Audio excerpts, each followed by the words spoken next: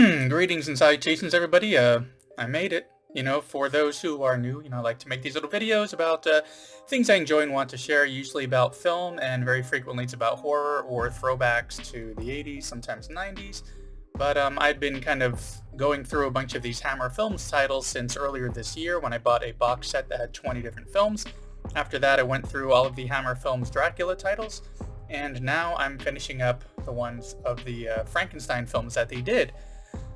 But before we dive in, if you enjoy this content, please be sure to, give me a little thumbs up there, give me a, subscribe, and maybe hit that little bell icon to get notifications for when I put up new content, which is usually once or twice a week.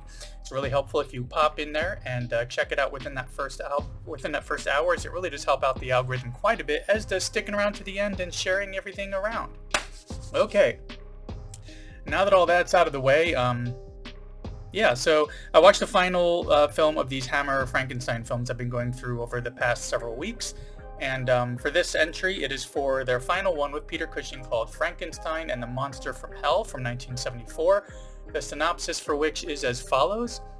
Baron Frankenstein works with a mental patient to reanimate the dead. Okay, so to dive in a bit more here, there's a man who's kind of idolized Frankenstein's work and tried to reproduce some of his experiments and everything. He kind of gets busted for what those experiments are and for exhuming bodies, and he gets put in this asylum. And, so this super fan there basically discovers that Frankenstein is in that asylum running the place, that he's kind of faked his own death, has some blackmail kind of information on some people involved with the asylum, and he gets to work with these patients, and he uncovers that he's also continuing his work reanimating the dead. So, this superfan is definitely on board with helping him out, helping him do his research, changing up body parts and brains and, just trying to reanimate it all. And so it's great because not only do we get Peter Cushing back for this last entry, but we also get David Prowse as well as a monster again, which in this one is a bit more gruesome and just kind of more cobbled together in a way.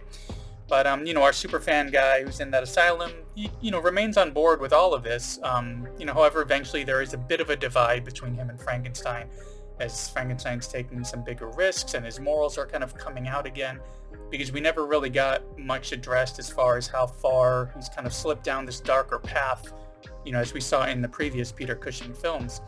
And, but what we do still get is, his obsession, brought under more level-headed control, so we think. So, that darkness does eventually kind of come out, and he starts taking some liberties with how he's going to continue his experimentations.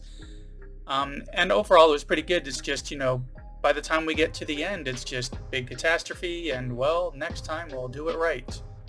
And then it just kind of ends from there. The matters of this film are wrapped up, but it's also left open for possible continuation, possible other sequels. And all in all, I definitely enjoyed this one. I think it was a very nice send-off for Peter Cushing as Frankenstein. It definitely made up for some of the titles that I didn't really enjoy as much throughout it. But yeah, let's talk about that franchise as a whole.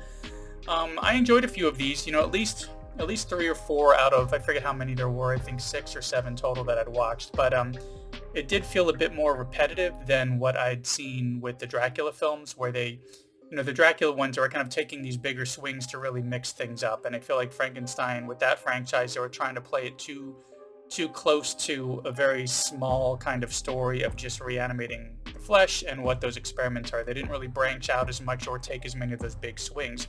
They did have some attempts here and there, such as the one before this, where they tried to just reboot the entire thing. And in some cases, some parts of it worked, some didn't, but it just didn't feel like they were really trying to push it as far as they did with all the Dracula films. But, I definitely recommend at least checking out the first 2 Peter Cushing ones and this final one, just to get an overall feel of what those films were like. But yeah, that's, really about all there is, because as you can see with these videos, I've had less and less to actually even say about the films, because it's been, more of the same old with a couple of changes kind of thrown in here and there.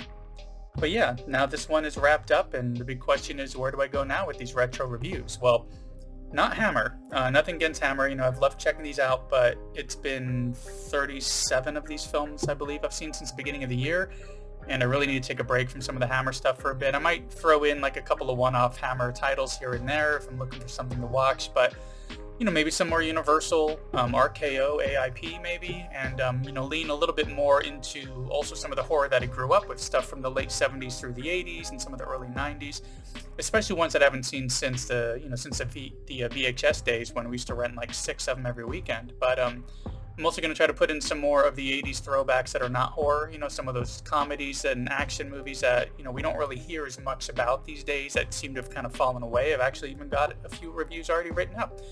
But next up though for the channel is in just a couple days, we're going to finish up both the Friday the 13th and the Nightmare on Elm Street franchise revisits with a final video on Monday this Halloween for Freddy vs. Jason, where we kind of wrap up both of those together. I'm going to try to post that one a little bit earlier in the day instead of the usual 8 or 9 o'clock at night, because I know people are going to be out doing Halloween stuff.